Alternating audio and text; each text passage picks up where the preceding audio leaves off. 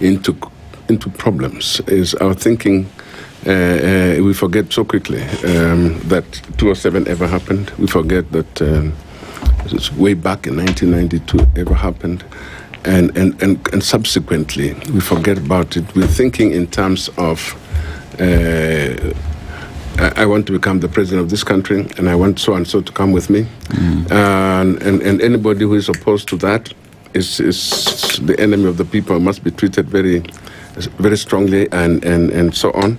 So you find what we call democracy is lost. What we call a peace of the nation is lost. We worry about how we benefit from being in government rather than how we bring the people together into a peaceful coexistence. Right now, we've taken on a very negative political arrangement. Apart from saying, are you two-term, one-term, there is also the heavy mobilization of ethnic communities into political formations.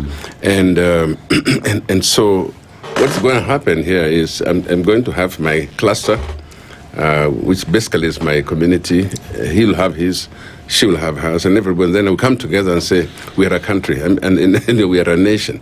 And so we form a government which is already in itself divided into those tribal things. So why? Because that's the way we started. That's the way we formulated our journey. And when we get there, we start appointing according to those clusters. And so there'll be dissatisfaction in terms of who didn't get anything and who didn't go anywhere. And those who are appointed appoint from their own clusters, and so on and so on. So we will never get a national, a face of Kenya. And that's what we keep saying. Look at any government since. We cannot find a face of Kenya, literally. It is who worked with us, or which groups worked with us, who get appointed, and so on. So we have really started very badly, and that's what's going to happen in 2027.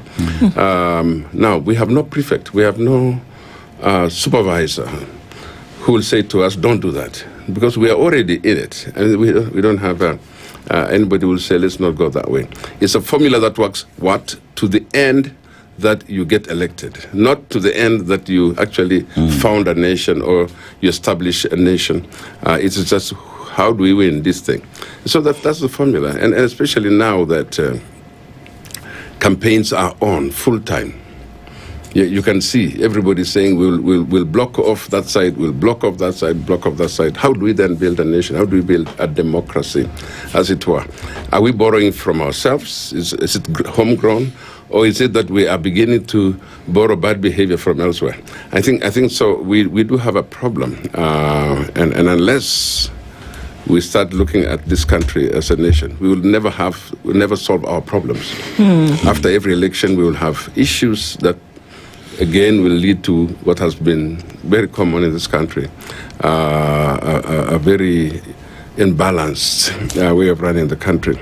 And so I do believe that we are the country that the world is watching, that the region is watching.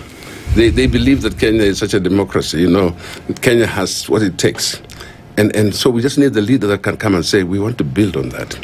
I don't want to go into the past, but there were times when this country set an example.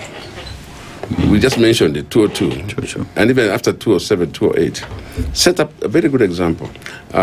Except for those clashes, the way the economy was run gave us an example that it can be done. Kenya can actually become the example for the region. The region is lacking in good democracy, as defined by our constitution. Yeah. What does